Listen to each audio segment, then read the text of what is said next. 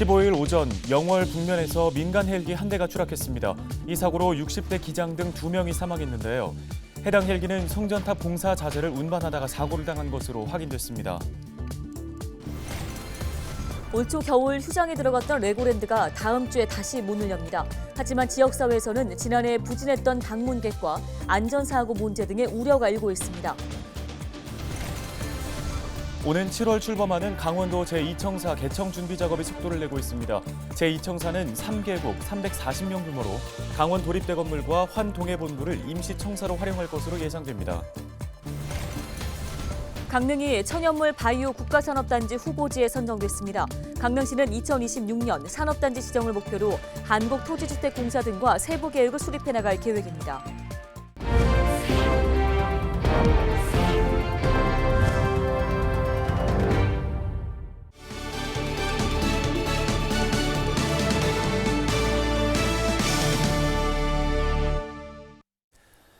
시청자 여러분 안녕하십니까? 헬로티비 뉴스입니다.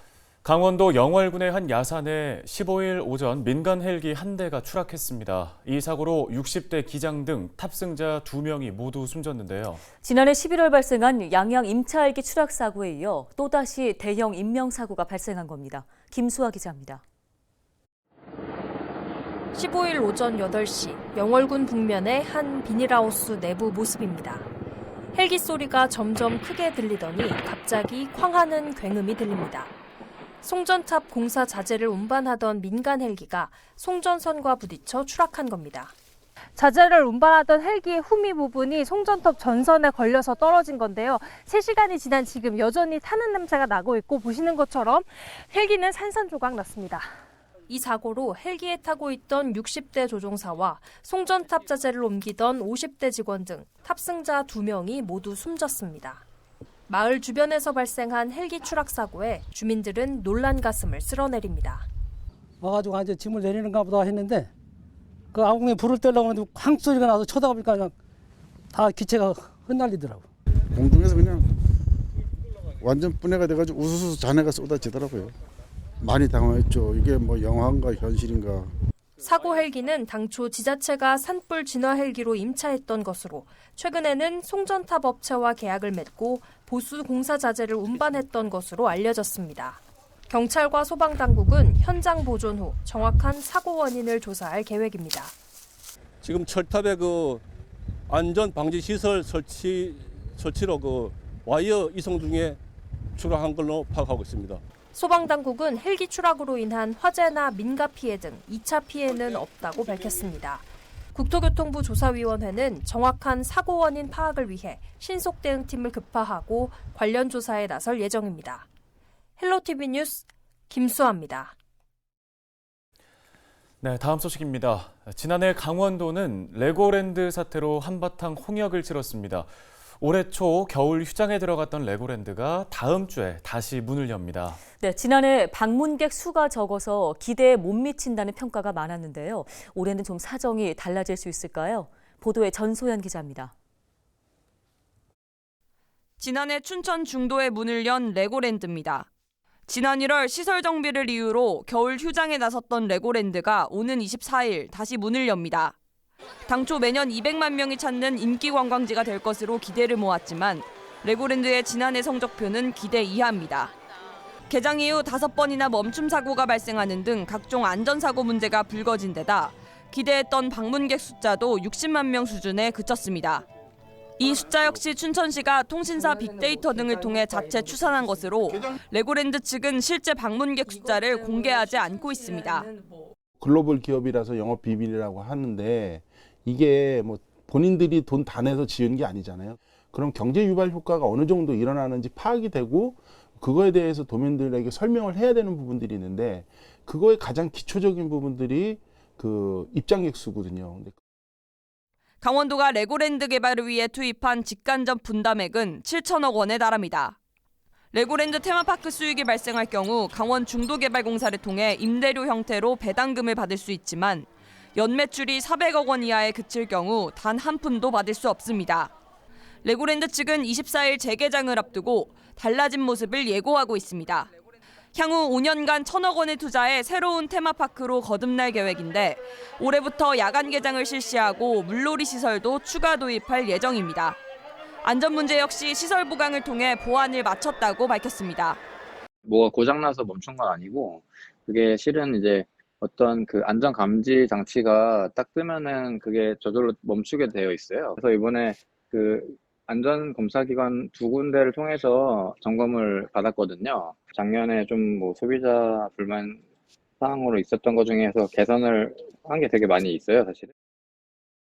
재개장을 앞두고 기대와 우려가 교차하는 가운데 올해는 레고랜드가 각종 논란을 딛고 강원도와 상생할 수 있을지 관심이 모아지고 있습니다.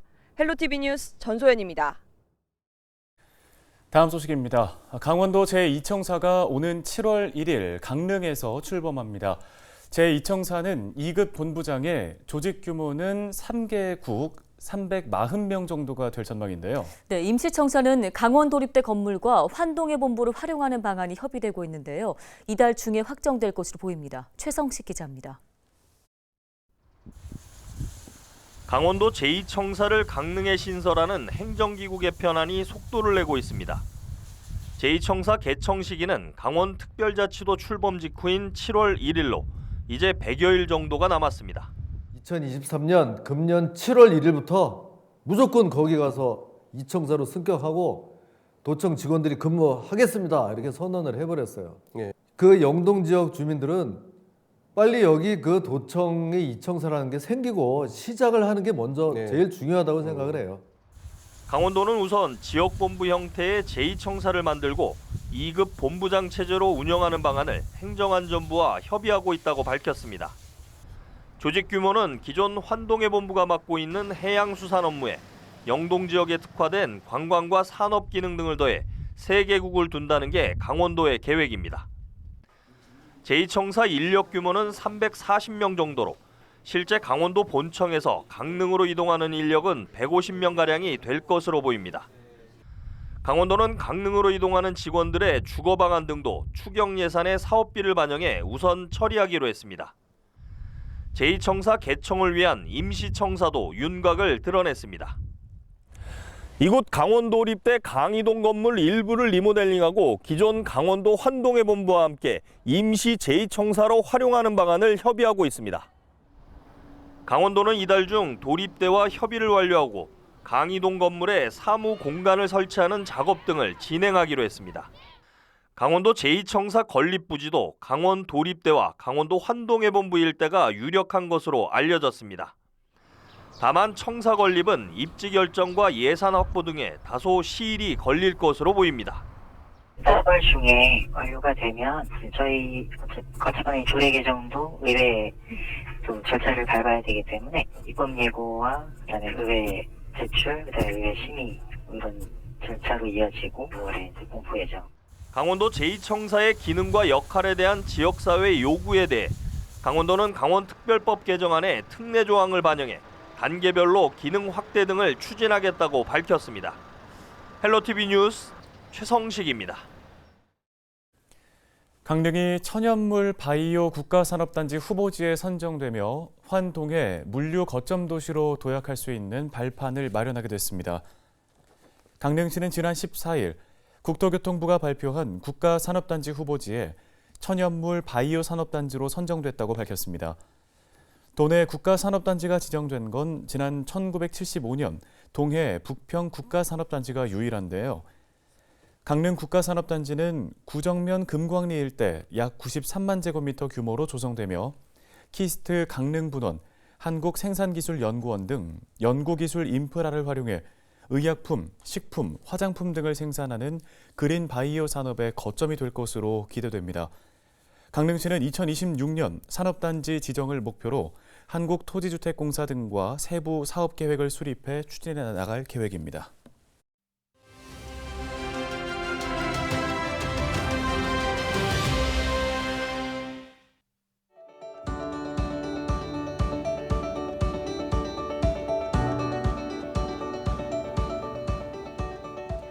정부가 오는 20일부터 대중교통과 마트, 역사 등 대형 시설안 개방형 약국의 마스크 착용 의무를 추가 해제하기로 했습니다.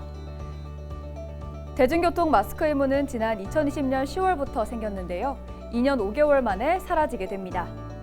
정부는 지난 1월 말 실내 마스크 착용 의무를 조정한 이후에도 일평균 확진자가 38% 감소했고 신규 위중증 환자도 55% 줄었다며 방역 상황이 안정적이라고 설명했습니다.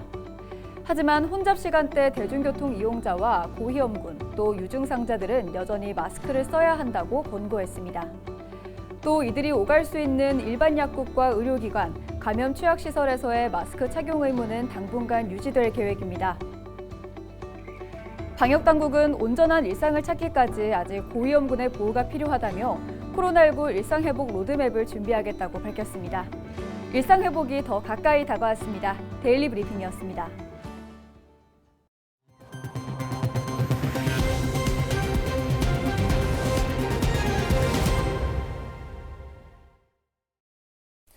다음 소식입니다. 디지털 의료기기 플래그십 파크가 연세대학교 미래캠퍼스에서 열렸습니다. 디지털 의료기기 플래그십 파크는 기업과 대학이 활용할 수 있는 데이터 댐 역할을 하게 되는데요. 이번 사업은 지자체와 대학의 협력 기반 지역 혁신 사업으로 정부 공모사업에 선정되면서 추진하게 됐습니다. 원주시가 혁신도시 이전 공공기관과 동반 성장을 위해 협력 강화에 나섭니다. 이를 위해 공공기관장들을 초청해 간담회를 열고 상호 협력 사항에 대한 논의를 이어갔는데요. 시는 이번 간담회를 통해 공공기관과의 정보 공유와 협업을 통해 원주시 주요 사업의 협조를 당부했습니다. 강원도가 시, 군과 합동으로 동물보호센터 점검을 진행합니다. 점검단은 춘천과 동해, 인제 등 12개 유기동물보호센터를 비롯해 미선정 동물보호센터도 추가로 점검합니다. 중점 점검 사항으로는 진료실과 사육실, 격리실 등의 시설 현황, 동물보호법 준수 여부 등입니다. 점검 결과 문제가 드러난 동물보호센터는 즉시 시정 조치하고 중대한 불법 사항에 대해서는 고발 조치할 예정입니다. 강원도가 봄철을 맞아 농산물과 식품 운반 차량을 집중적으로 점검합니다. 점검 대상은 봄철 소비가 늘어나는 농산물로 잔류 농약과 중금속 함유 여부를 검사합니다.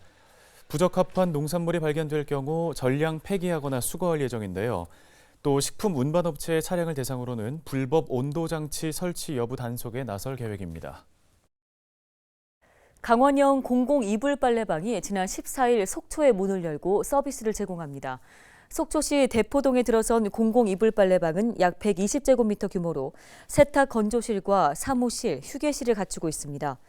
공공 이불 빨래방은 지역 내에 65세 이상 홀로 거주하는 노인과 장애인 등 취약계층을 대상으로 이불을 수거해서 세탁한 뒤 다시 배달해주는 복지 서비스 사업입니다.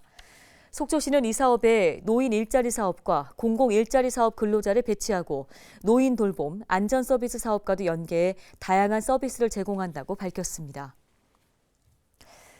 양구군 방산면 행복마을 버스가 오는 20일부터 운행을 시작합니다. 양구군은 15일 오후 2시 방산면 복지회관에서 개통식을 열고 운영 계획을 밝혔는데요.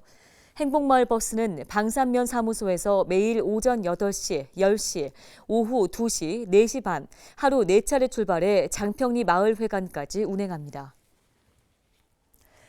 홍천군이 에너지 취약계층에 난방비를 지원합니다. 지원 대상은 기초생활수급세대거나 차상위 계층 세대 중 등유 또는 LPG 보일러를 주 난방으로 사용하는 세대이며 59만 2천 원을 지원받습니다. 신청을 원하는 주민은 읍면동 행정복지센터에 방문해 접수할 수 있고 1차 신청 기간은 오는 24일까지, 2차 신청 기간은 이달 27일부터 다음 달 7일까지입니다.